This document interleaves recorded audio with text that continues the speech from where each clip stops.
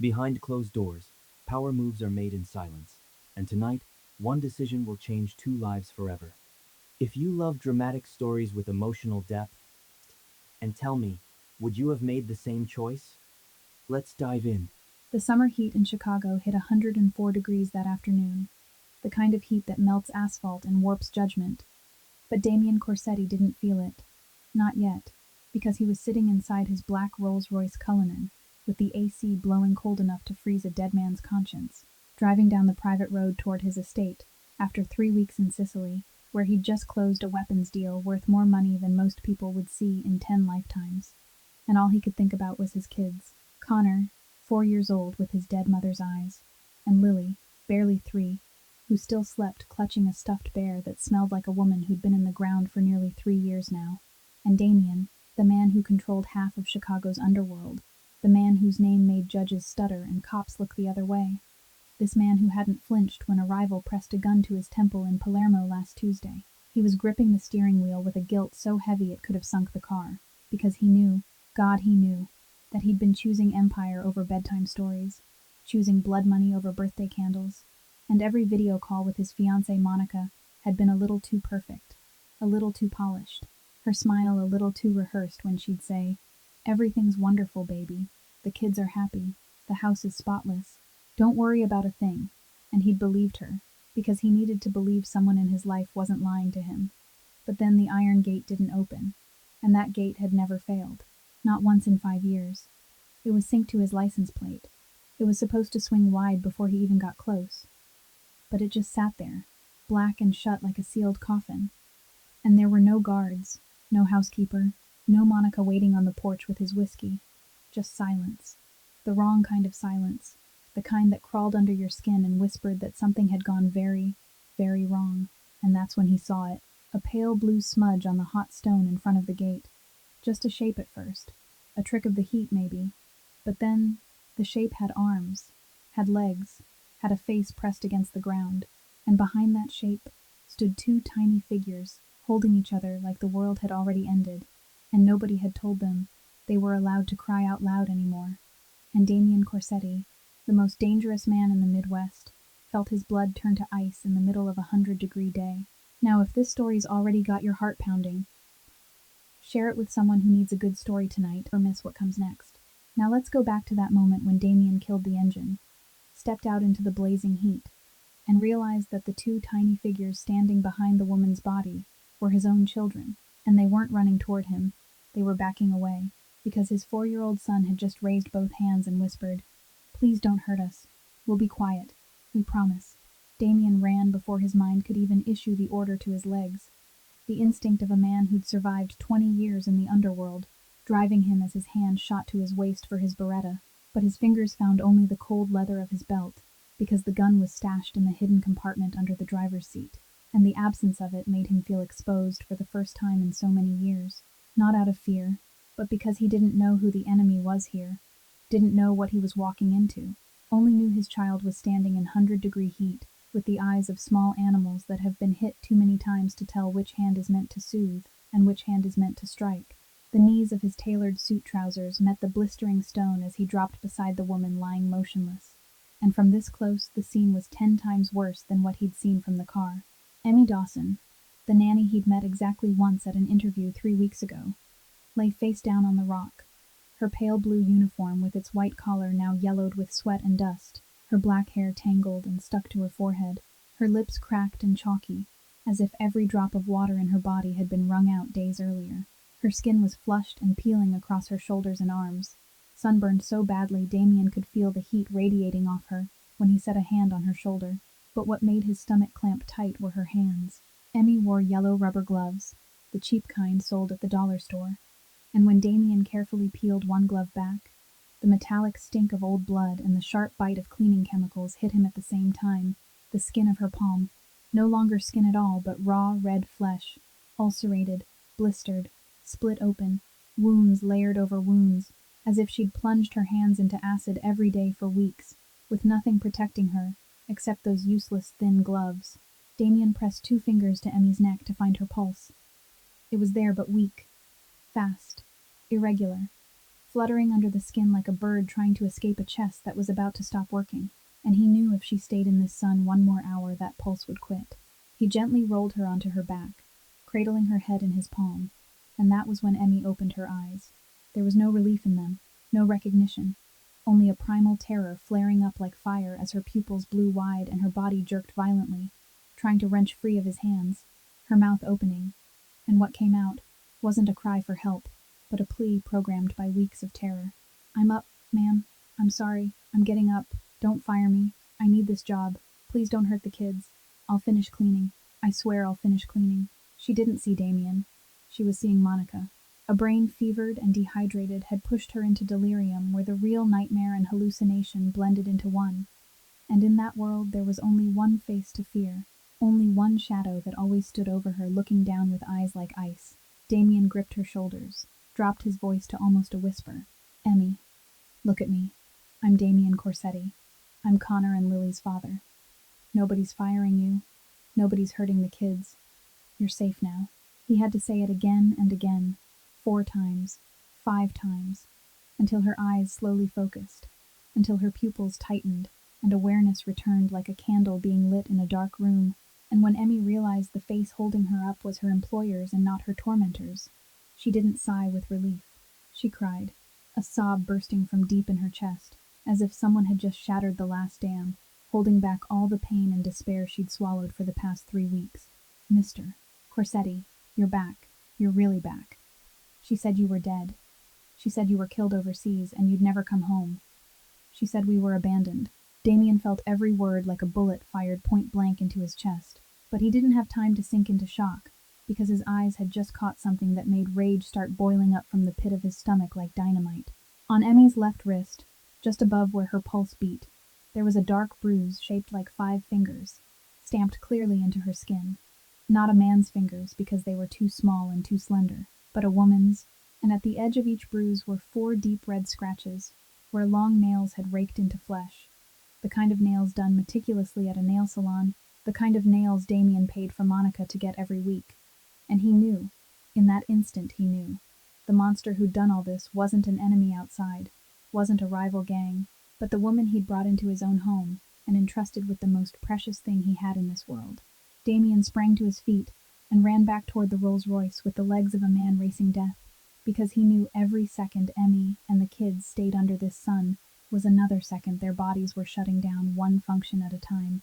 And when he yanked the rear door open, the smell of premium leather and expensive perfume from inside hit him like a slap, because that scent now felt rotten. It reeked of meaningless luxury, while his children were so thirsty they didn't even have the strength to cry out loud. His hand dug into the built-in mini fridge between the 2 back seats, his fingers clamping around 2 bottles of imported mineral water, heavy glass bottles cold enough to sting, beaded with condensation that promised life, and he hauled them back like he was carrying the last 2 oxygen tanks on a sinking ship. He dropped to his knees in front of Connor, twisted the cap, the hiss of escaping gas sounding like an explosion in the suffocating silence of the afternoon, and held the bottle out to his son, but Connor didn't reach for it. The boy stared at the water with the eyes of someone dying of thirst, looking at a stream while knowing he'll be hit if he dares to drink. His small hands pressed tight to his thighs as if they'd been glued there, and from the cracked, dry mouth of a 4-year-old came the words that made Damien Corsetti feel the ground vanish beneath him. "Bottled water is for pretty people, Daddy. We're dirty. Aunt Monica says we're dirty, so we have to drink the tap water outside. But the tap water's so hot, Daddy. It burns your hands. Lily burned her tongue once, and I'm scared to let Lily drink it anymore." Damien heard every word, and felt his anger stop being fire, and turn into something colder, denser, more dangerous. The rage of a man who's decided someone is going to pay, and that payment is no longer a question of if, but a question of when and how. He set his hand on the back of Connor's neck, gentle but firm, and looked straight into his son's eyes with a gaze he fought to keep soft even as a storm tore through him. "Listen to me, Connor. You're not dirty. You're my son. Everything I have is yours. Nobody gets to stop you from drinking water. Nobody in this world gets to forbid you from anything. Drink." The boy watched him for 1 more second, then thirst beat fear, his small hand trembling as it closed around the bottle. And when his lips met the rim, when the cold water slid down his scorched throat, Connor shut his eyes and let out a small sound. A sound of release. of a body getting back what it had been denied for too long. And then he drank like he was afraid someone would snatch it away, drank until he gagged and coughed, water spilling over his chin, and down the front of a white t-shirt turned yellow, and Damien had to steady the bottle so his son wouldn't choke. Then he turned to Lily, the 3-year-old girl watching her brother drink with wide, hungry eyes but still standing in place, too afraid to step closer. And when Damien touched the bottle to his daughter's lips, Lily took a small sip, then stopped, then took another, and suddenly she dropped the bottle and threw herself around his wrist with 2 tiny, soaking wet hands, saying nothing, only crying, crying without sound, tears soaking into the sleeve of Damien's suit as she clung like, if she let go, the water would vanish, Daddy would vanish, everything would vanish, and she'd be left again under the sun, so thirsty, her tongue stuck to the roof of her mouth. Damien used his free hand to stroke her hair, swallowing hard, then looked over to Emmy, still slumped against the tire, her eyes half open as she watched the kids drink, and on her sun-blistered, peeling face flickered something like a smile, so faint, it was almost only the idea of a smile. He opened the second bottle, gently lifted her head, and brought the water to her lips. But Emmy turned her face away, her yellow-gloved hand pushing weakly at his arm, her voice a thin thread about to snap. No, please, don't. Monica counts the bottles every night. She knows exactly how many are in there. She marks every bottle. If she finds out I drank your water, please don't let her know. I don't want to cause more trouble, please. And Damien looked at this woman, lying on the edge between life and death, and still afraid to take a sip of water, because her abuser had carved fear into her bones, so deep even survival instinct couldn't beat it, and he felt one hot tear slide down his cheek, just one, because Damien Corsetti wasn't the kind of man who cried. But there are moments when even a devil has to cry, and he said, his voice shaking slightly, though every word landed like an oath spoken over the dead, "Let her count, Emmy. Let her count every single bottle, because every drop she forbade you to drink, every drop she forbade my children to drink, I'm going to take back in blood tears, and when I'm done with her, she'll wish she'd never set foot in this house." Then he lifted Emmy's head again, and this time she drank, small, slow sips, tears mixing with mineral water as it ran down her temples, and a hint of color began to return to her pale cheeks like a slow dawn reaching a land that had endured night for far too long. When Emmy had finished drinking and her breathing began to slow from ragged panting into something more even, still weak but steadier, Damien turned to his 2 children and sank down onto the scorching stone in front of them, no longer kneeling but sitting low so his eyes were level with theirs, because he understood by instinct that what they needed right now wasn't a big father towering over them, but someone who could sit on the same level and listen. "I need you to tell me," he said to Connor, his voice as gentle as a man used to giving orders to killers could make it. "Tell me everything. Everything that's happened since I left. Don't be scared. Don't hide anything. I'm here now." Connor stared down at his dirty shoes, his big toe poking through a hole at the front. Then the 4-year-old took a long breath, like he was preparing to release something he'd kept locked in his chest for 3 weeks, like a monster he'd been too afraid to let out, and he began to speak, his voice flat, monotone, without emotion, the kind of voice Damien had heard from people interrogated so long that pain had turned into habit. "The day you left, Aunt Monica called us into the kitchen," Connor said, his eyes fixed on the empty space in front of him like he was watching the film replay in his head. "She sat in your chair, drank your wine, and she said bad people killed you. She said you died overseas. She said they shot you because you owed money. She said you'd never come back." Damien didn't move, didn't breathe, just sat there taking each word the way a body takes a blade, and Connor went on. "She said, this house is hers now. She said you signed papers for her before you left.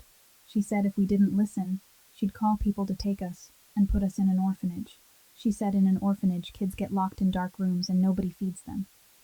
She said we should thank her because she's still letting us stay even though you abandoned us." Every sentence from Connor was a bullet punching through the armor Damien had built around his heart over 20 years, and he had to clamp his jaw to keep his face calm in front of the kids, because he knew if he let the fury boiling inside show, they'd fear him the way they feared Monica. But the hand resting on his knee clenched so hard his knuckles went white. Then Lily spoke, and what came out of the mouth of that 3-year-old nearly killed Damien Corsetti on the spot. Lily couldn't tell it in a straight line the way her brother could, because she was still too small, her words broken and tangled. But that brokenness made each one hurt 100 times more. Aunt Monica kicked my bear, Lily said, her tiny hand gripping the hem of Connor's shirt. My mom's bear. She kicked it outside, and then she said. Lily stopped, her lower lip trembling. She said, Mommy hates me. She said, Mommy hates me, so Mommy died. She said, Mommy left me because I'm bad. Damien felt the world tilt, his hand jerking out to grab the side of the Rolls-Royce behind him just to keep his balance because his knees had lost all strength. And in that moment, he wasn't a mafia boss, wasn't the man who controlled half of Chicago's underworld. He was only a father who'd just been told someone had taken the most sacred memory his daughter had of her mother and turned it into a weapon of torture. Monica had looked into the eyes of a 3-year-old missing her mother and told her her mother died because she hated her, that she was the reason her mother lay in the ground, and that cruelty went beyond anything Damien had witnessed in 20 years, soaked in violence and blood, because even in the underworld there are rules. And the first rule is, you don't touch children. Connor saw his father gripping the car and seemed to understand his dad was hurting, so he spoke faster, like he needed to pour it all out at once and be done. At night she locked the house, Daddy. She locked everything, the front door, the back door, the kitchen door. Then she pushed us outside with Miss Emmy. She said we stink, so we can't sleep inside. Miss Emmy hugged us and we slept in the backyard by the bushes. Miss Emmy let us sleep on top of her so we wouldn't get cold. And Aunt Monica said if anyone found out, if any neighbors asked, she'd say Miss Emmy kidnapped us. She'd call the police and get Miss Emmy put in jail, and we'd be taken away forever and nobody would love us. Damien looked over at Emmy. She lay still with her eyes closed, tears sliding down her temples without control. And he understood that last threat was the invisible chain that had kept Emmy trapped. She hadn't stayed because she was weak. She'd stayed because she knew if she left, these 2 children would have no one. And if she cried for help, Monica would flip the story, turn her into a criminal, and turn the kids into prey for the system. So Emmy had chosen to stay and endure, chosen to make her own body a shield for 2 children who weren't even her blood. And Damien Corsetti, a man who'd never owed anyone anything, realized he was carrying a debt bigger than any deal he'd ever signed. A debt to a 27-year-old girl from rural West Virginia, whose full name he hadn't even had time to learn. Emmy began to talk once enough water had seeped into her to pull her back from the edge between waking and delirium. Her voice slow, hoarse, broken because her throat was still dry, but her eyes had sharpened, as if now she had the strength to remember and the courage to speak. And what she told him over the next 10 minutes filled in the full picture of 3 weeks of hell Damien had only seen in fragments through the children. The first day you left, she waited until night, until your car disappeared down the road, and then she changed completely, Emmy said, her gaze lifted to the sky like she couldn't bear to look Damien in the eyes while she talked. She called everyone in the house, the gate, security, the butler, the gardener, the cook, and she said Mr. Corsetti ordered all of them to take 3 weeks paid leave. She said you wanted to cut operating costs. She said when you came back you'd call them in again. And they believed her because the order came from your fiancé. Nobody questioned it. Nobody looked back. By the next morning it was only me, the kids, and her. Then Monica took Emmy's phone, saying it was to save electricity, but Emmy knew it was to cut off every line to the outside world. Then she shut off the Wi-Fi. Then she changed the gate code, and within 24 hours the vast estate of Damien Corsetti had turned into a prison, with high walls, locked gates, surveillance cameras, and only one jailer, wearing high heels and Chanel perfume. The work started at 5 every morning. Emmy had to scrub the entire first-floor marble by hand with a toothbrush, because Monica said a mop left streaks, and Damien would be furious if he came home and the floors weren't perfect. She had to wash all the laundry by hand in a tub of cold water, because Monica turned off the washing machine and said it wasted power. She had to cook 3 meals a day for Monica, but wasn't allowed to sit at the table, wasn't allowed to eat the same food. Emmy and the children ate whatever scraps were left after Monica finished, or whatever Monica threw away because it didn't suit her. Some nights she dumped a whole plate of pasta into the trash right in front of the kids because it was a little too salty, Emmy said, her voice holding no hatred, only the exhaustion of someone who'd endured too long. Connor looked at the pasta in the trash and then looked at me, and I had to shake my head and tell him no.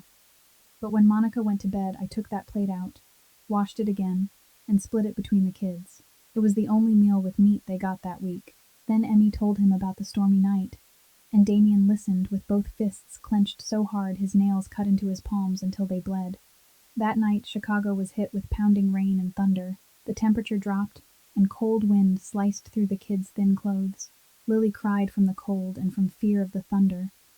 Connor held his sister, shaking, and Emmy picked them both up and ran to the back door and begged Monica to let the kids inside even for 1 hour. And Monica opened the door and stood in the doorway in a silk robe with a glass of wine, looking at 3 soaked, shivering people in the rain. Then told Emmy that if she wanted the kids inside for 15 minutes, Emmy had to kneel and wipe the entire foyer floor clean with her bare hands right now, in the cold, on the wet marble. And Emmy had knelt, both knees pressing into the freezing stone, her bare hands already raw and split, flattening to the floor as she wiped each tile one by one, while rainwater dripped from her hair and mixed with tears. And Monica stood over her sipping wine and watching like she was watching an animal perform a trick. 15 minutes later, Monica kept her word and let the kids come inside to warm up for exactly 15 minutes, then shoved all 3 of them back out again. Damien got to his feet without a word and walked toward the stone wall surrounding the estate, to the thick bushes Connor had mentioned. And when he parted the leaves, what he saw made nausea climb into his throat. It was a nest. There was no other word for it but a nest. Built from flattened cardboard taken from the boxes of Gucci and Chanel items Monica had ordered online with his money, boxes that once held $1,000 handbags now serving as mattresses for his children, a ripped old blanket full of holes he vaguely recognized as the towel blanket they used to dry the dog years ago. And in the middle of that miserable nest were toys.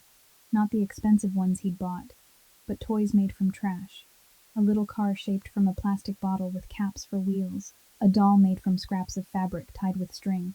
Things Emmy had stitched together with her ruined hands so the kids would have something to hold on to in the dark. And in the corner of the nest, half hidden under the cardboard, was a nearly empty bottle of painkillers bought at some cheap drugstore, the only thing that kept Emmy upright through the daily agony of hands eaten raw by chemicals, so she could stand up each morning, cook, hold the children each night. And Damien stood there, staring at that cardboard nest, in the shade of bushes on the grounds of his $1,000,000 estate.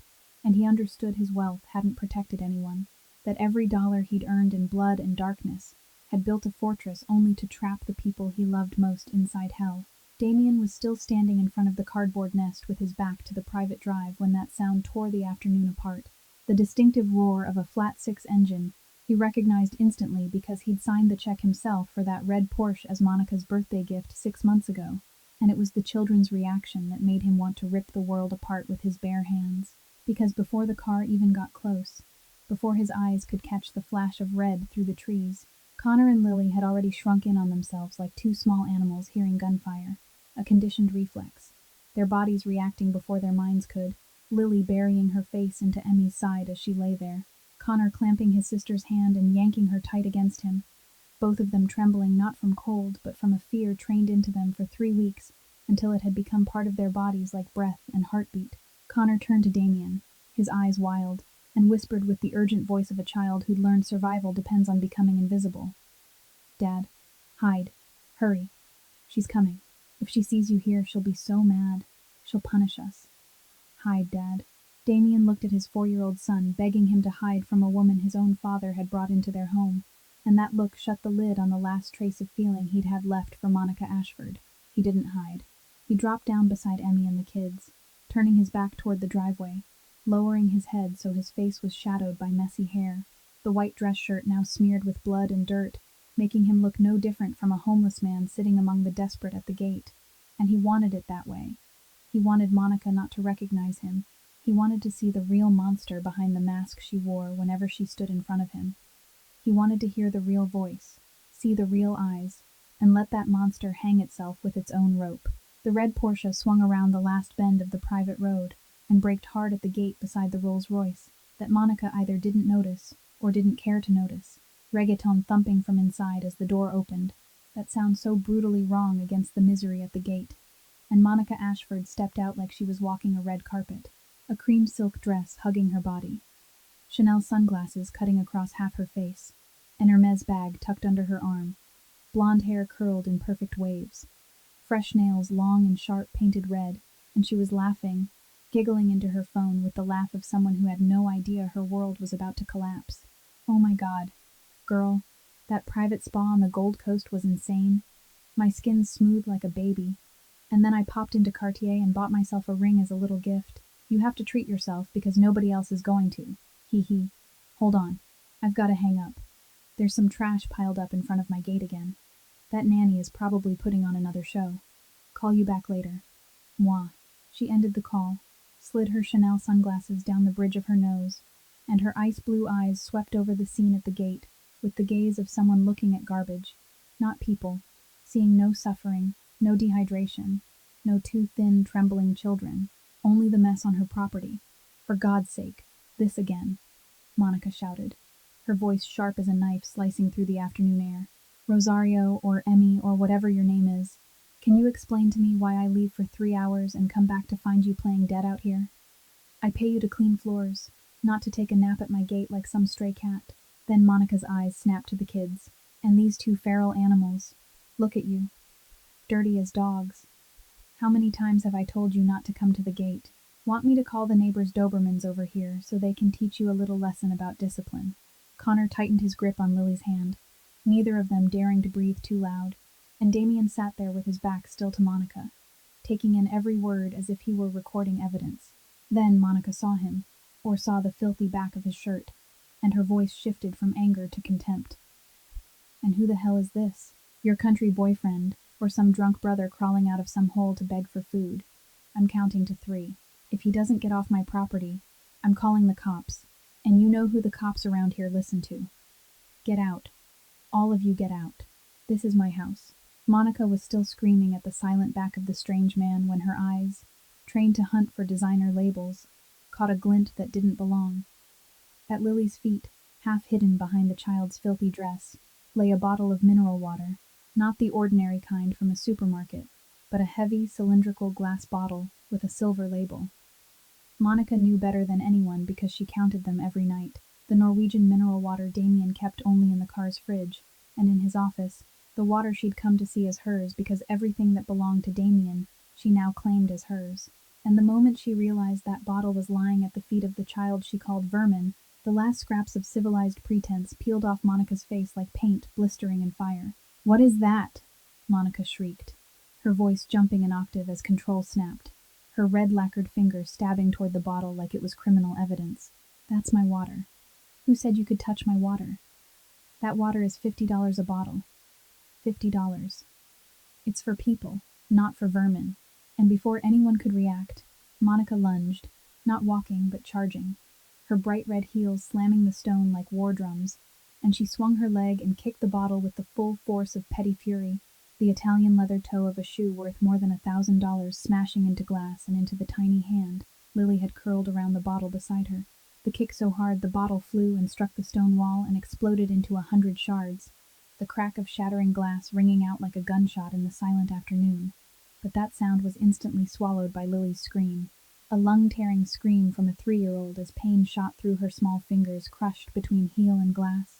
And when Lily lifted her hand, blood was already seeping from 2 fingers, bright red against skin gone pale and bluish from hunger, small drops falling onto the hot stone and evaporating almost at once.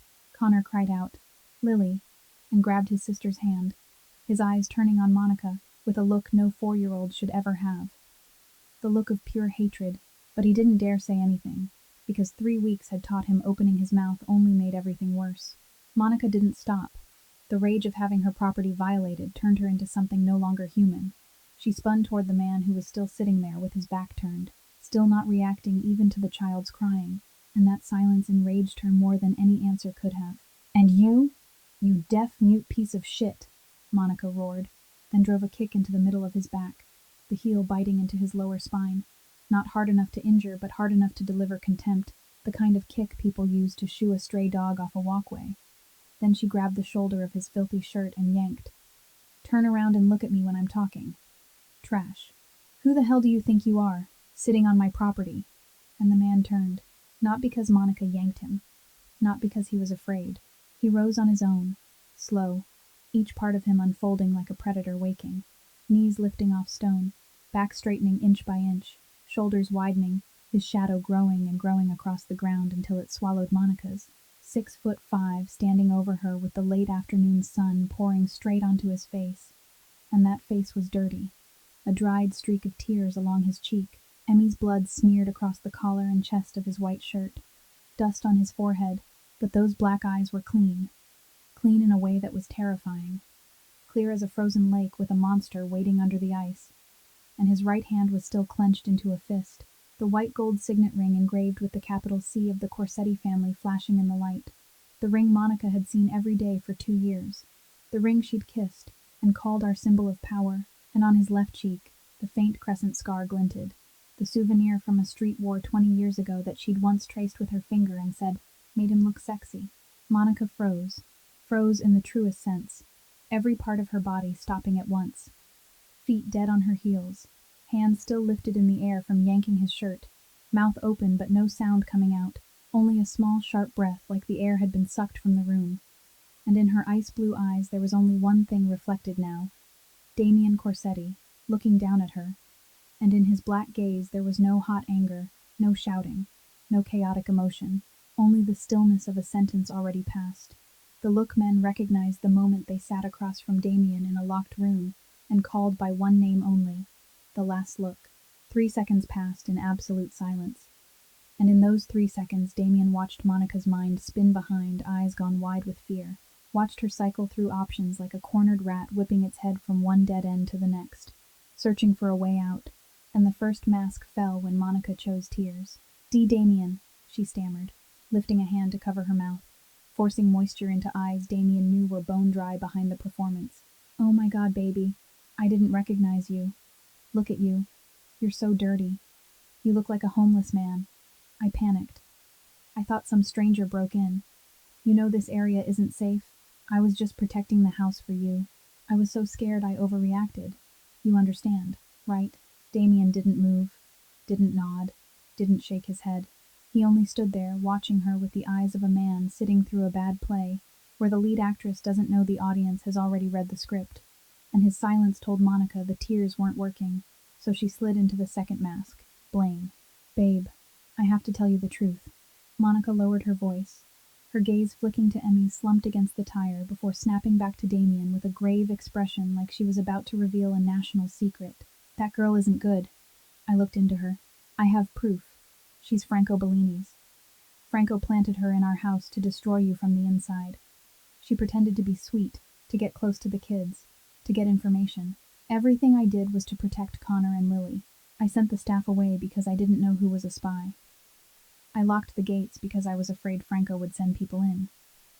I did it all for you. Damien still said nothing, and that silence began to eat Monica from the inside like acid. She could read it in his face that he didn't believe a single word, that every lie she threw only dug the hole beneath her deeper. So she jumped to the third mask, seduction, stepping closer, tilting her head, letting blonde curls spill over her shoulder, dropping her voice into the tone she used to get him to sign checks for houses and cars. Baby, I know you're tired. I know you've had a hard 3 weeks. Let me handle everything. That nanny is playing you. She saw you're rich, so she's acting pathetic to make you feel sorry for her. Can't you see it? She's lying here waiting for you to come home so she can stage this little tragedy. I bet she likes you. I bet she wants to take my place. And when Damien remained a stone wall she couldn't break through, when she realized nothing in her arsenal of charm had any power left, the last mask dropped, and under it was the real face of Monica Ashford, the face of a desperate gambler, and she snarled in a voice Damien had never heard from her, the voice of a wild animal with nowhere left to run. Fine. You want to play this game? Then play. But remember who you are. Damien Corsetti. You're a mafia boss. You think I don't know? I know everything. I know every deal, every route, every name. All I have to do is pick up the phone and call the FBI, and you'll rot in federal prison for the rest of your life. You won't do anything to me. You can't touch me, because I'm a ticking bomb, and I'll blow. And that was when Damien Corsetti spoke for the first time since Monica arrived. And his voice wasn't loud, wasn't a shout. It was lower than a normal whisper, slow enough that there was space between each word like the steady knock of a hammer sealing a coffin shut. I've been recording the last 12 minutes. He lifted his personal phone, the screen showing the recording app still running, the waveform bars pulsing steadily. 12 minutes 43 seconds, 12 minutes in which Monica had confessed with her own mouth to kicking a child, insulting staff, threatening to unleash dogs, and just now threatening to report her fiancé's operation to the FBI. Monica stared at the phone, and for the first time she truly went pale. Not the pretend kind, but the kind where blood actually drains from skin. But Damien wasn't finished. "The security cameras in the house," he continued, his voice still holding that dead-even rhythm. "You shut them off the first day. Smart. But you didn't know that when you lied to RAF, claiming I ordered the primary security down for a private system overhaul, he didn't buy your story. He feigned compliance to avoid a scene with my fiancé, but he immediately activated the encrypted backup feed that you didn't even know existed. He turned on the backup hidden camera system, the kind you didn't even know exists because it was installed when the house was built, long before I ever met you. Everything you did over the last 3 weeks is on video. Every minute, every second. I watched it all this morning when my plane landed at O'Hare." Monica's mouth opened and closed, like a fish on dry land. And Damien tilted his head slightly, looking at her the way people look at something pitiful right before it's crushed, then said the last line, the one he knew would rip the final scraps of hope out of her mind. "And I know about Franco Bellini." Those words dropped between them like a bomb, and Damien saw the exact moment Monica's soul left her eyes. She didn't cry. She didn't scream. She didn't argue. She only stood there with the hollow stare of someone who'd just realized every exit had been sealed long before she even knew she was surrounded. Damien pulled a black satellite phone from his pocket, a high-level emergency line that only 3 people on Earth knew how to reach, and he dialed RAF with his thumb without taking his eyes off Monica for even a millisecond. And the voice he used into that phone wasn't the voice of a devastated father kneeling on stone 5 minutes ago. It was the voice of Damien Corsetti, Chicago's underworld boss, issuing operational orders, short and cold as steel. "Bring the team to the house. Right now. Lock it down. That woman doesn't leave until I say so." He ended the call and punched in a second number, a federal attorney. And this time he spoke longer, but every sentence was still sharp as a surgeon's blade. "Freeze every account under Monica Ashford's name. Joint accounts. Personal accounts. Any account opened under her mother's name at any bank inside the United States or outside it, especially in the Cayman Islands. I want her unable to withdraw a single cent by sundown today, and start preparing the prosecution file. I'll send the evidence within an hour." Monica stood there listening, and each word was another shovel strike digging the pit she was falling into deeper. But she still tried to cling to one last rope. "You don't have anything to prosecute me with," she said, her voice shaking but still trying to sound superior. "I'm your fiancé. I have the right to use the joint accounts. You gave me the cards. You gave me access. The court will rule in my favor." Damien slipped the phone back into his pocket, slowly, then looked straight into Monica's eyes and spoke in the tone people use to read an obituary. "Connor and Lily's education trust. $500,000. You moved all of it into an offshore account in the Caymans under your mother's name 3 days ago. You thought I wouldn't know because you told the kids I was dead. You thought nobody would check because you thought the empire had collapsed. But the bank sent an automatic alert to my secured email in Zurich this morning. I read it the moment my plane touched down at O'Hare." Monica's cheek twitched, her facial muscles slipping out of control one by one like a wax mask melting under heat. "That was my children's money," Damien went on, his voice trembling now, not from fear but from fury held back by sheer will. "Gianna's money. The money my wife told me to keep for our children before she closed her eyes. And you stole it to pay off online gambling debt and buy handbags." Then he leaned in one step and dropped his voice to nearly inaudible, but every word landed heavy as lead. "But that's not your worst crime. Your worst crime is that you sold my shipping route information to Franco Bellini for $200,000. And that was when Monica collapsed. Not slowly, but like a building with its foundations yanked out, her knees smashing into stone, her hands catching her weight, her head bowing. All the glamour, all the arrogance, every mask falling away, until she was only a woman on the ground, realizing she'd committed a death offense in the only world she'd ever wanted to belong to, because in the underworld, selling information to an enemy is betrayal, and betrayal carries only one sentence, a sentence that doesn't need a judge or a jury. "Please," she sobbed, and this time the tears were real because these were the tears of someone about to die begging to live. "Please. Franco forced me. I didn't have a choice. I owed gambling money. Franco came to me. I was scared. I love you. I did it all because I love you." Damien looked down at the woman kneeling at his feet, and in that moment, he knew he could end everything with one 3-second phone call, one short order, and Monica Ashford would vanish from the earth like she'd never existed. Nobody in the underworld would question it. Nobody would investigate. That was the law. That was his right. But then he heard Connor's breathing behind him, and he turned his head and saw Connor holding Lily, both of them standing a few steps away, eyes wide as they watched their father, not with fear now, but with expectation, waiting to see what he would do, waiting to see who he was. And Damien understood that whatever he did in the next 30 seconds would define him in his children's eyes forever. "The police will handle you," Damien said, and his voice was suddenly calm in a way that felt almost unnatural. "Not because you deserve civilized treatment, but because my children are watching, and I refuse to become a monster in front of them. They've seen enough monsters already." Monica looked up, and in her eyes a thin, fragile hope flickered, the hope of someone who thinks she's just escaped death. But Damien wasn't finished. He bent down, his mouth close to her ear, and whispered in a voice only they could hear, so cold that even Emmy, lying where she was, felt her skin prickle without knowing a single word. "As for Franco Bellini, I'll handle him my way, and when I'm done with him, he'll wish he'd never heard your name."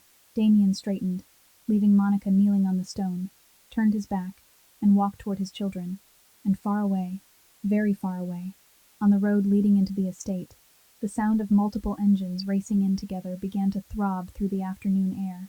3 unmarked black SUVs tore around the last bend of the private drive like 3 bullets fired at once, braking hard at the estate gate with tires grinding stone in a sound that scraped the air, doors flying open before the wheels had even stopped turning, and men in black suits spilled out.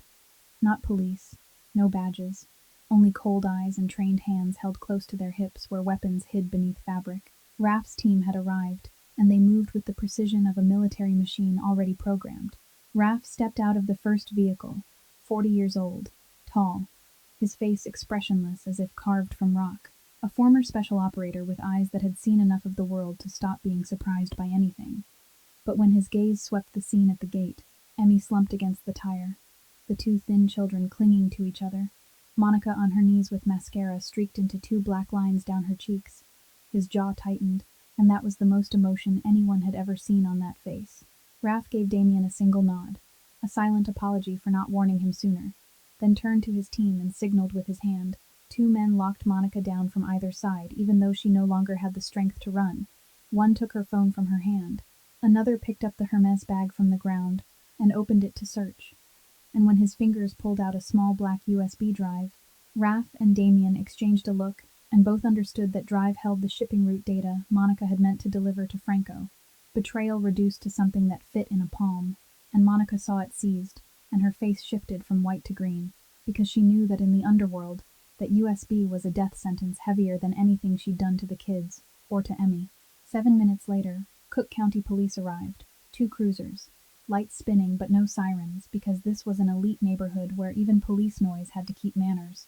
Officers stepped out with an emergency arrest order for intentional child abuse and unlawful imprisonment, and right after them, a black, unmarked sedan rolled in and stopped behind.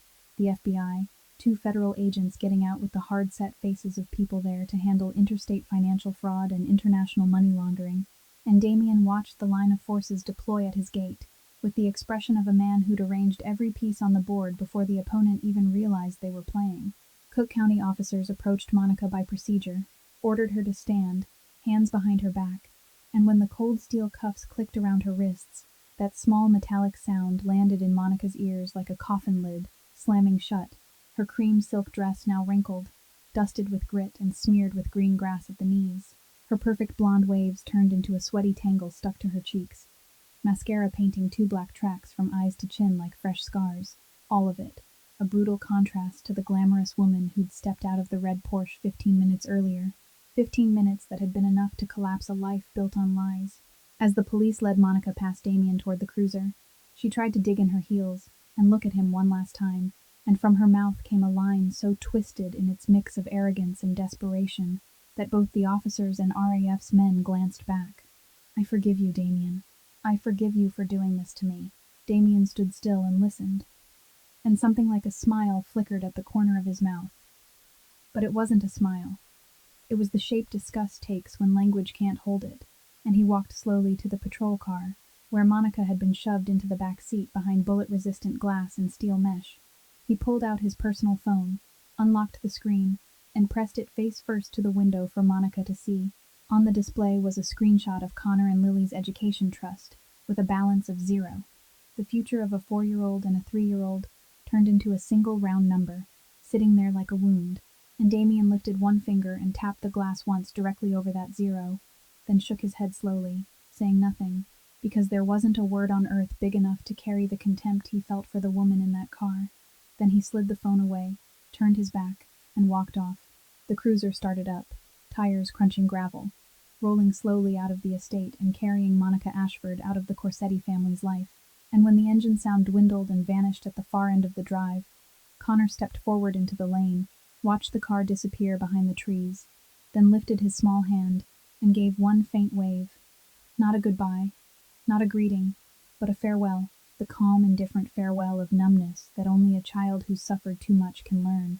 And that gesture, a 4-year-old's arm raised in silence under a blood-red sunset, was more brutal than any scream or any tears.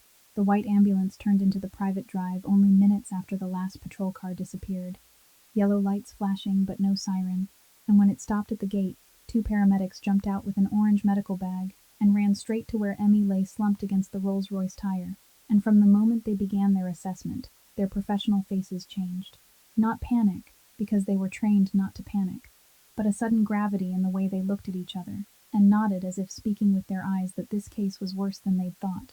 The older one, a salt-and-pepper-haired man with steady hands, knelt beside Emmy, took her blood pressure, checked her eyes, shone a small flashlight into her pupils, then turned to Damien, standing behind him, and spoke fast but clear. "Sir, she's moderately dehydrated.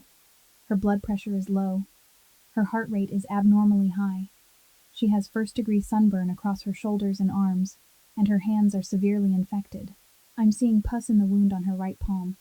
She needs immediate intravenous antibiotics and hospital monitoring. If this infection spreads into her blood, we're talking sepsis, and then things get a lot more complicated." Damien nodded. "Take her now." But as the paramedics bent to lift Emmy onto the stretcher, she startled awake and used the last strength left in her exhausted body to sit up, bandaged hands gripping the edge of the stretcher, shaking her head hard with the face of someone ready to crawl off if she had to. "No, I can't go. I can't," Emmy said, her voice hoarse but so firm both paramedics paused and looked at each other, unsure. "Who's going to feed the kids dinner? Connor won't eat vegetables unless someone chops them tiny and mixes them into noodles. Lily won't drink milk unless it's warmed to the right temperature and stirred with a wooden spoon, not a metal spoon, because she's scared of the taste. They can't eat by themselves. They'll cry. They'll think I left them too." Damien listened to Emmy list his children's eating habits. Small details he, their father, didn't even know.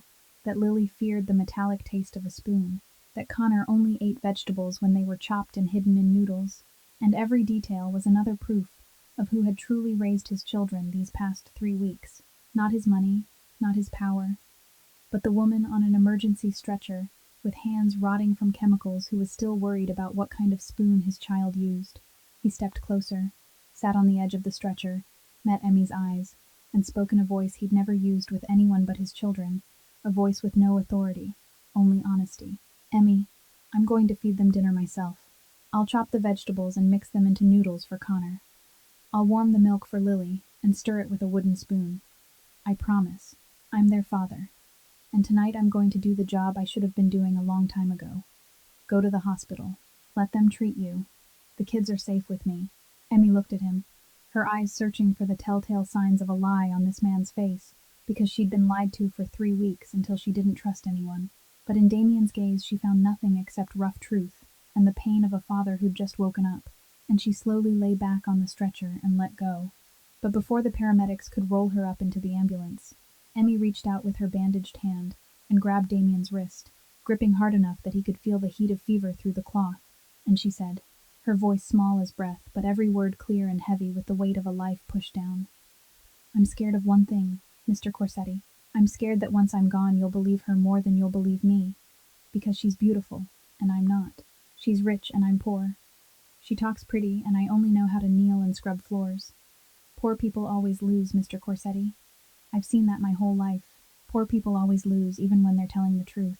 Damien closed his hand over hers, careful to avoid the wounds, and he said only 4 words. But those 4 words were heavier than every oath he'd ever sworn in 20 years of the underworld. Not today. Today the good win. Emmy held his gaze for 1 more second, and then the corner of her mouth lifted. So slight, so weak. But it was a smile, the first smile Damien had seen on her face since he'd found her unconscious at the gate. And it wasn't a smile of joy, it was a smile of peace. Of someone who'd run a marathon through hell and finally been allowed to stop. The stretcher rolled into the ambulance. The doors started to close. And before the metal panels shut all the way, Damien turned to the paramedic and spoke in a tone that didn't allow argument. Take her to Northwestern Memorial, VIP room. The best doctors the hospital has. Dermatology, infectious disease, nutrition, mental health, all of it. No limit on cost. Bill it to my name, and tell the hospital she's family. The word family hung in the afternoon air after the ambulance doors slammed shut. Heavy and real in a way no business contract Damien had ever signed had been, and as the ambulance pulled away with its yellow lights blinking faintly against the sunset, Damien watched until it disappeared, then turned back to his 2 children standing beside him, dirty and thin. But for the first time in 3 weeks, their eyes weren't afraid. And he bent down, lifted Connor in one arm and Lily in the other, raised them both, feeling how light their underweight bodies were against his chest, then turned and walked into the house he was going to take back from the dark today. The front door of the mansion swung open, and a wave of cold air from the central system rushed over the 3 grimy figures like an embrace. But Damien didn't feel comfort, only nausea as he crossed the threshold of the house he'd called home just hours ago, because everything inside was still flawless. The marble floors polished to a shine, crystal chandeliers sparkling, fresh flowers arranged in a baccarat vase, not a speck of dust, and that perfection now looked like lipstick painted on a corpse, because he knew that gleaming floor had been scrubbed with Emmy's ruined hands and a toothbrush. That vase had been filled while his children were so thirsty they had no tears left. The cleanliness of this place paid for with the blood and sweat of the innocent.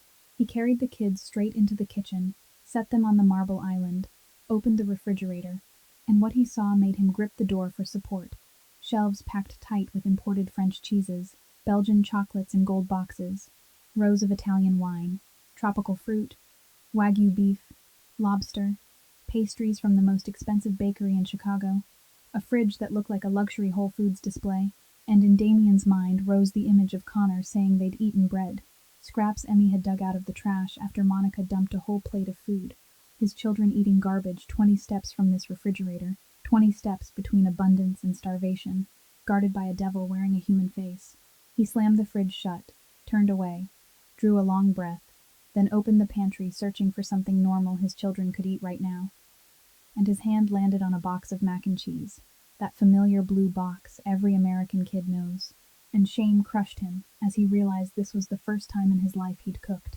Damien Corsetti, the man who ran an empire worth hundreds of millions, the man who negotiated with Mafia bosses in Palermo, standing in his own kitchen squinting at the instructions on a pasta box because he'd never needed to read anything on food packaging. He boiled the water wrong the first time, threw the noodles in too early the second, stirred the butter and cheese into a lumpy paste the third, but in the end he set 2 steaming bowls of golden noodles in front of the kids, and Connor grabbed a fork and ate immediately, devouring it like he was afraid someone would snatch it away, afraid this was only a dream and he'd wake up back to dry crusts of bread. He ate until he choked, and Damien had to rub his back and tell him to slow down. Nobody's taking it. Eat slow. Lily was different. She lifted a tiny bite with her fork, put it in her mouth, chewed slowly, her eyes not on the bowl but on her father, staring without blinking, as if she was testing whether he was real or if he'd disappear the moment she blinked.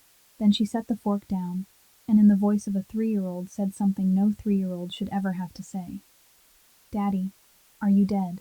Aunt Monica said you were dead, but you're here. So are you a ghost, Daddy? Damien looked at his daughter, and every wall he'd built around his feelings for 20 years collapsed at once. He pulled Lily into his arms and cried, openly, without hiding, tears falling into his daughter's filthy hair, his shoulders shaking, and the sound breaking out of his chest was a sound Connor had never heard, because his father had never cried in front of anyone, and tonight was the first time since Gianna's funeral that Damien Corsetti allowed himself to be human, instead of a machine. I'm not dead, he whispered into Lily's hair, his voice cracking. I'm alive. I'm here. I'm not going anywhere again. I'm sorry. I'm sorry I wasn't here. I'm sorry I let someone tell you your mother hated you. Your mother loved you. Your mother loved you more than anything. She never hated you. And I'm sorry.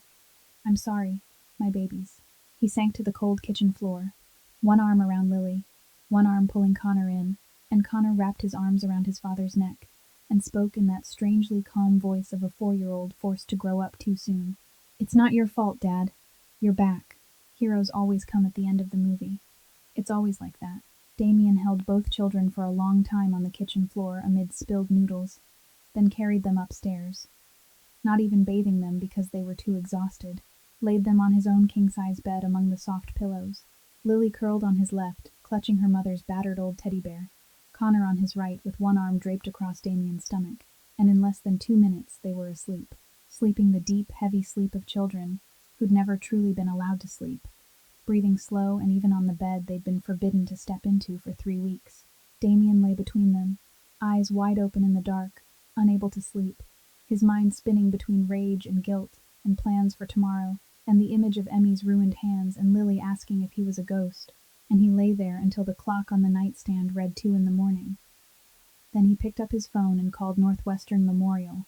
The night nurse told him the patient, Emmy Dawson, was stable, on antibiotics and fluids, vital signs improving, but she wasn't sleeping well, drifting in and out, and murmuring 2 names, Connor and Lily, over and over like a prayer.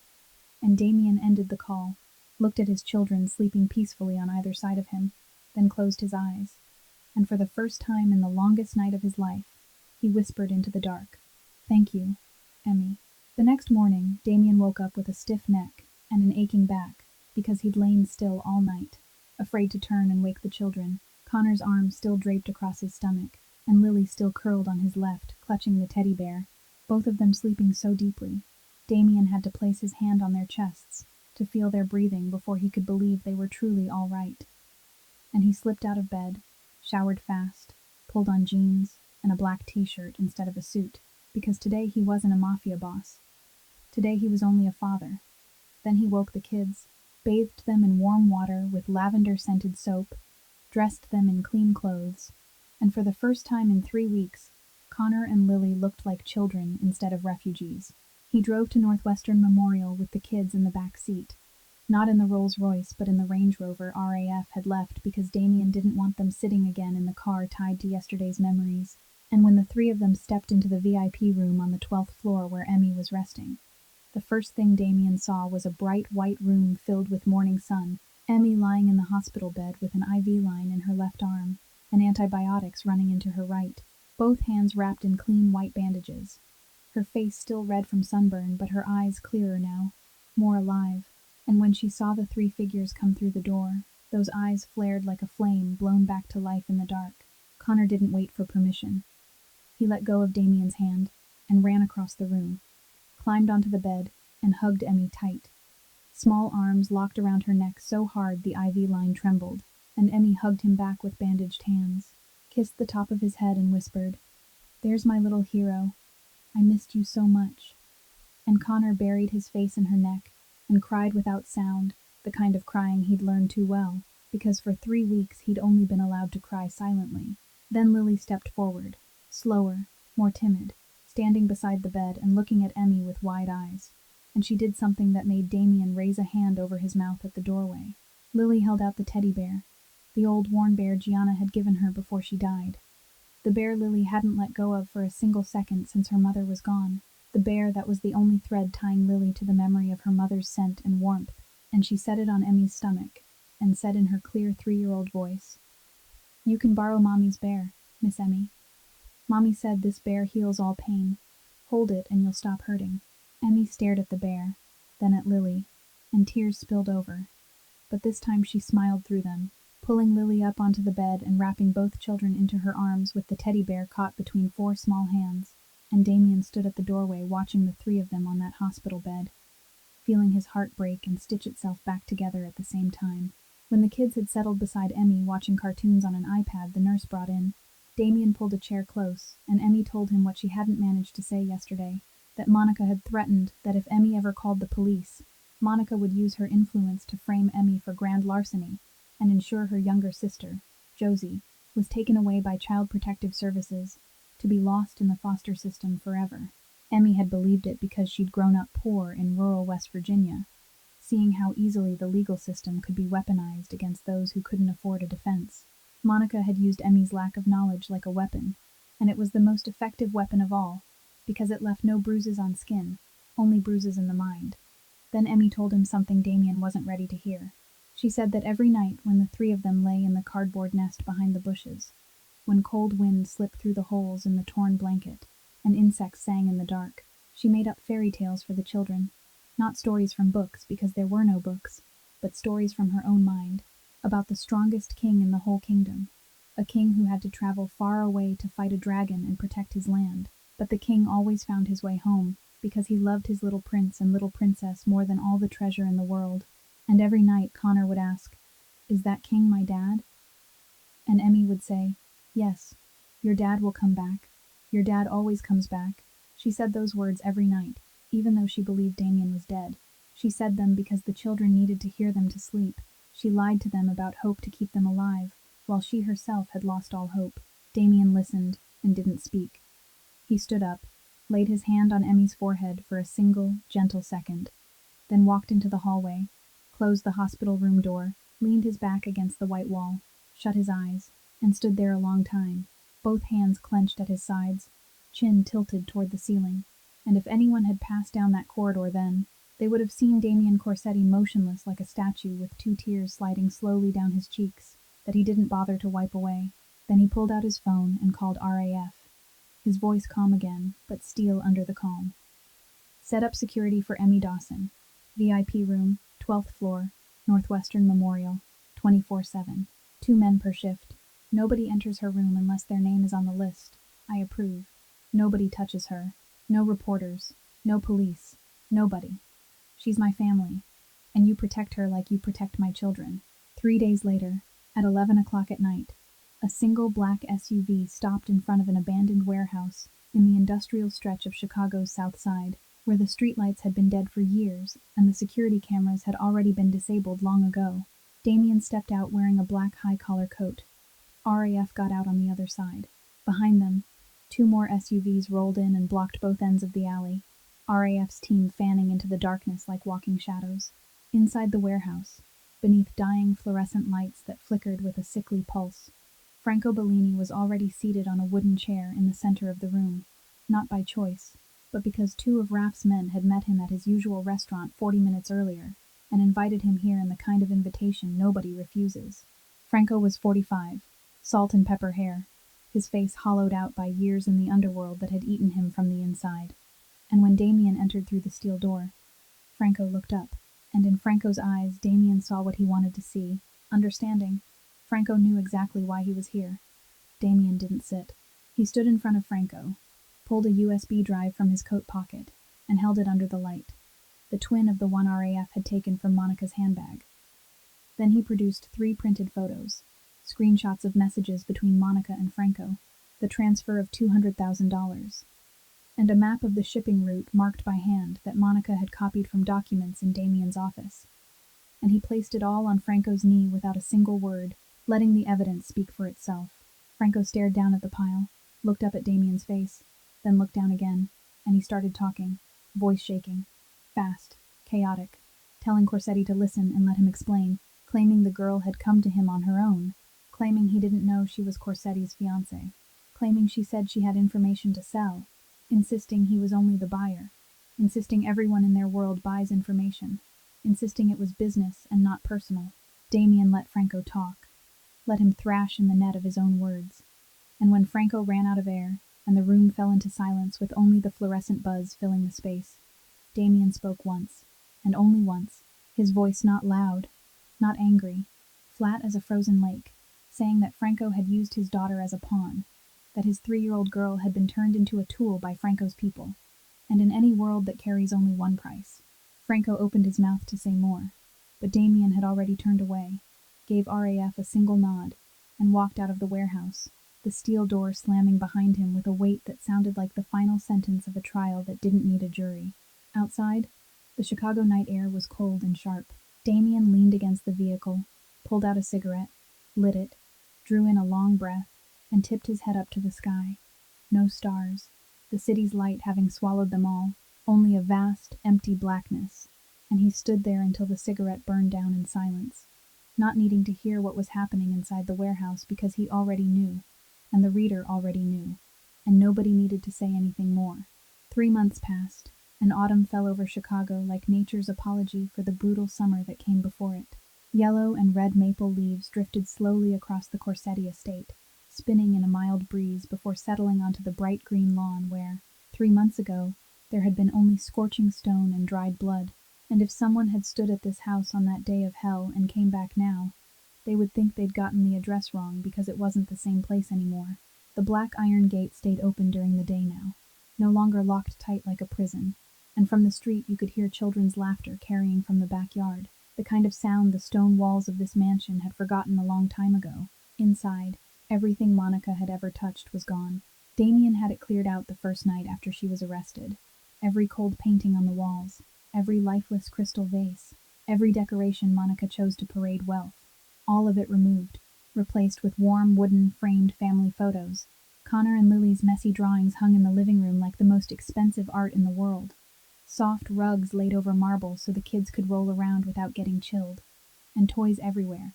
Real toys, not toys made from trash. Fire trucks and dolls and Lego and coloring books, scattered across every surface, because Damien had given an order that nobody was allowed to move the children's toys out of any room in the house. They could play wherever they wanted, leave things wherever they wanted. The backyard now held a big inflatable pool, a swing set, a plastic slide, and Connor, 4 years old, was chasing Lily, 3, around the pool, both of them soaked and squealing with laughter, cheeks full and rosy, ribs no longer showing under skin, eyes bright with no trace of the fear that had lived there through the longest 3 weeks of their lives. And Emmy Dawson stepped out through the sliding glass door that connected the living room to the garden. But she wasn't the Emmy from 3 months ago. Not in a filthy, pale blue uniform, not hiding shredded hands inside yellow rubber gloves, not walking with the hunched posture of someone used to being pushed down. She wore a light floral dress in soft cream and pastel blue, her long black hair glossy and loose over her shoulders, clean and gentle from weeks of recovery care, her face brighter, though faint freckles still lingered as a reminder of those sunburned days, and her hands were visible now, nothing to hide. The scars healed into thin white lines across her palms and fingers, like a map of a war already survived. No longer painful, but there forever as a reminder. On her left wrist, a delicate gold bracelet caught the light, 2 small charms hanging from it. One a little boy, one a little girl, a gift Connor and Lily picked out with their father at the jewelry store for Emmy's birthday last month, and Emmy touched those charms every day, the way people touch a talisman. She walked slowly, leaning slightly to the left, one hand resting on a carved oak cane, the aftermath of weakness from malnutrition and weeks in the hospital leaving her left leg not fully recovered. The physical therapist said it would take a few more months, but Emmy wasn't in a hurry because now she had time. Now she had a place to return to. And that was something she'd never had in all 27 years of her life. And if anyone asked Damien what the biggest change inside this mansion was, the answer wasn't furniture or landscaping. It was Josie. Josie Dawson, Emmy's 12-year-old sister.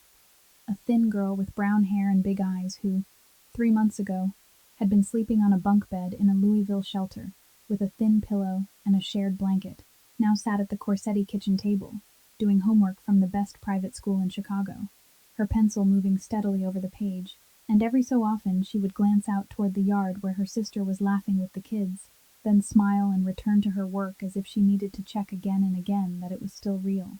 Damien had hired one of Chicago's top family lawyers to win custody back for Emmy, paid off every debt the Louisville shelter had hanging over her, finished the legal process within 6 weeks, and when the car bringing Josie from Louisville rolled up to the estate, when the door opened, and the 12-year-old stepped out and stood in front of a house she'd never imagined, even in her wildest dream, Emmy had been waiting at the entrance with her arms open, and Josie ran into her, sobbing, then lifted her head to stare around the vast rooms, and asked a question that made even Damien, standing behind them, turn his face away to hide his red eyes. Emmy, is this our home? Is this really our home? Do we not have to go anymore? That afternoon, Damien stood by the outdoor grill that 3 months ago he wouldn't have known how to turn on, flipping ribs and corn with a pair of steel tongs with the steady confidence of a man who'd burned more than a few meals over the last 3 months before he finally learned how to cook something that made sense. And he wore a black apron printed with the words, Grill Boss, in messy white paint that Connor and Lily had colored themselves and given him for Father's Day last month. The ugliest apron in the world, and Damien wore it every time he grilled like it was the highest medal he'd ever earned. Connor was teaching Lily how to throw water balloons across the lawn, both of them shrieking with laughter every time one burst. And Josie was circling the long wooden table in the yard, setting plates and cups with the careful focus of a 12-year-old girl who was laying out a real family table for the first time in her life. Emmy sat at the head of the table, the seat of honor Damien always pulled out for her at every meal, her cane resting beside her chair, a glass of mint lemonade in her hand, and she watched the scene with the eyes of someone who still didn't fully believe she was allowed to sit here. When the food was on the table and everyone sat down, Damien tore a piece of bread for Lily, poured milk for Connor. Then his voice dropped slightly, and the air shifted from playful to quieter. Not heavy, just more still. The court handed down Monica's final sentence today, he said, looking at Emmy. 25 years in federal prison, no eligibility for early release in the first 18.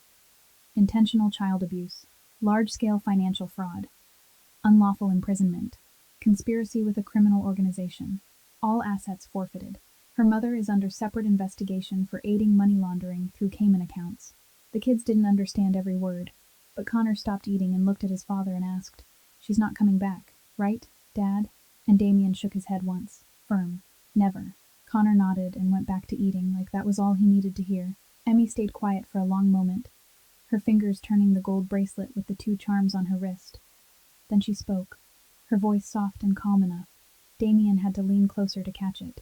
I'll pray for her, not because she deserves prayers, but because I don't want to carry hatred in my heart anymore. Hatred is heavy, Mr. Corsetti. I've carried enough heavy things in my life. I don't want to carry more. Damien looked at Emmy, and in that moment, he saw in her something he'd never seen in any rich circles or underworld rooms in 20 years. Real nobility, the kind you can't buy with money or protect with power, the kind that comes from a soul that's been crushed and refuses to turn to dust. Then Damien set his fork down, wiped his hands on that ugly apron, and spoke with the voice of a man who'd been waiting for this moment. There's one more thing I want to say. He looked at Emmy, then at Josie, then at the kids. I liquidated 30% of my personal assets to establish a charity fund. It's called the Dawson Fund. The Dawson Fund. It's for abused working women and homeless children. We'll provide free legal help, temporary housing, and job reintegration programs, and I want you, Emmy, to be the honorary chair. Emmy set her lemonade down, eyes widening. Then she shook her head with a confused expression like she'd misheard. Mr. Corsetti, I'm not a good reader. I still misspell words. I didn't even finish school. What kind of chair could I be? Damien leaned toward her, elbows on the table, met her gaze, and spoke slowly so she could hear each word. You have something no university on earth can teach. You know what pain is. You know what it's like to be pushed to the ground and still not let go. You can look into the eyes of an abused woman and know what's true and what's a lie. I'll hire the best lawyers and the best accountants. They'll handle paperwork and numbers. You'll handle what they don't have. You'll handle the heart. Emmy looked down at her hands, thin white scars crossing her skin, hands that had once scrubbed floors with a toothbrush and were now being asked to lead a charity, and tears fell into her palms, but this time they weren't tears of pain. They were the tears of someone realizing the scars on her hands weren't proof of weakness. They were medals of survival. Josie stood up and ran around the table to hug her sister. Connor paused mid-bite and looked from Miss Emmy to his dad, and in the innocent 4-year-old voice that didn't know the question he was about to ask would change the air at the table, he said, Dad, is Miss Emmy going to stay with us forever? Damien looked at Emmy. She was wiping her tears with the back of her hand, her eyes meeting his through golden maple leaves and a Chicago sunset, and in that moment something shifted between them. Slow, heavy, dangerous in a way completely different from any danger Damien had ever known, and he answered, not looking at his son, but looking at her. I hope so. The kids had been asleep for hours. Connor turned on his side with an arm around Lily on the big bed upstairs, their mother's old teddy bear wedged between them, and Josie curled up in her own room, hugging the new pillow she still couldn't get over because it was so soft. The whole house sunk into silence. But this time, it was the right kind of silence. The silence of peace instead of fear. Emmy and Damien sat on the back porch in two wooden chairs, side by side, facing the Chicago horizon, the skyline glittering like a galaxy laid on its side in the distance. Autumn wind moving softly with the scent of damp maple leaves and soil after an afternoon rain, and they sat without speaking for a long while, the comfortable kind of quiet two people share when they don't need words to feel each other's presence. Emmy was the one who broke it, her voice gentle but direct in the way only someone who's walked through hell earns the right to be direct. "Mr. Corsetti, can I ask you something?" Damien corrected her. "Damien. Call me Damien." "Damien," she repeated, and his name on her lips sounded different, softer, closer. "Why didn't you kill her? I know your world allows it. I know you had the power. And after what she did to Connor and Lily, nobody would have blamed you if you did. So why?" Damien didn't answer right away. He stared out at the blinking lights of a plane coming down toward O'Hare, and when he spoke, his voice was slow and low, like a man talking to himself more than to anyone else. "Because Connor was watching me. He was standing right behind me then, eyes wide, waiting to see who his father was, waiting to see what kind of man his father was, and I realized that whatever I did in that moment would be carved into his mind forever. I spent my whole life believing strength was the ability to destroy anything in my way. But that day I learned real strength isn't the ability to destroy. It's the ability to stop when you can destroy. To stop because there are 4-year-old eyes on you, and you want those eyes to remember a father, not a monster." Emmy watched him, and in the weak, warm light spilling from the living room through the glass door, she saw his cheek tighten slightly, like he was holding back something bigger than language, and she said very softly, so softly the wind almost carried it away, "Your wife would be proud of you. Gianna would be so proud." Damien swallowed hard, his throat tightening, and he didn't speak, couldn't speak, only sat there staring ahead, while 4 years of longing and guilt rose and fell inside his chest, like waves meeting shore. The quiet returned, but now it carried something new. An invisible thread pulled taut between them, fragile but real. And then Damien did something he hadn't done with anyone since Gianna died. He reached his hand toward Emmy, slow, hesitant, his fingers trembling in a way his hands never trembled even when he held a gun or signed $1 million contracts. And his fingertips touched the back of Emmy's hand, touched the longest white scar running from her wrist toward her middle finger, touched it as gently as touching a butterfly. And Emmy didn't pull away, didn't flinch. She only looked down at his fingers resting on her scar, then slowly turned her hand over, and Damien placed his palm into hers, the rough skin of a Mafia boss against the scarred skin of a West Virginia girl, and they closed their hands, not squeezing, just holding, like two people standing at the edge of something they were both afraid of, but neither of them wanted to step back from. They sat there, hand in hand, not speaking another word, until stars began to show through the Chicago sky one by one, then in clusters, then as a faint, stubborn streak pushing through the city glow, and wind sent maple leaves falling around the porch like golden rain. Inside the house, Connor shifted and woke, his eyes opening to scan the dark room out of habit, checking that he wasn't outside on cardboard again, and when he realized he was on a soft bed, he turned toward the large glass door, and through the glass he saw two silhouettes on the porch, his father and Miss Emmy, and their hands were joined, and Connor, 4 years old, didn't understand all the meaning of that picture. But by the instinct of a child who'd lost his mother too soon, he knew what he was seeing was good. It was something this house had been missing for a long time, and he smiled, a small, peaceful smile in the dark, then turned back and hugged Lily and fell asleep again. Damien Corsetti had once been the man all of Chicago feared, the man whose name made judges stutter and cops look away, the man who'd killed, who'd destroyed, who'd built an empire out of darkness and blood. But tonight, he was only a man holding the hand of a 27-year-old woman from poor rural West Virginia, a woman who'd fought evil with her bare hands in a way even underworld steel couldn't pierce, and for the first time in 36 years of living, the man who feared nothing had finally found the one thing he was afraid to lose. And that's the ending of this story, a story about greed and betrayal, but also a story about loyalty and unconditional sacrifice. about a poor woman who chose to stay and protect two children who weren't hers even when she had nothing left, about a powerful man who learned real strength doesn't live in a gun or a bank account. It lives in the ability to kneel down, hold your children, and say, "I'm sorry." The lesson of this story isn't for any one person, it's for all of us. A person's worth is never measured by the money in their account or the brand on their clothes. It's measured by what they do when nobody's watching, by how they treat someone weaker than them, by the choice to stay when leaving would be so much easier.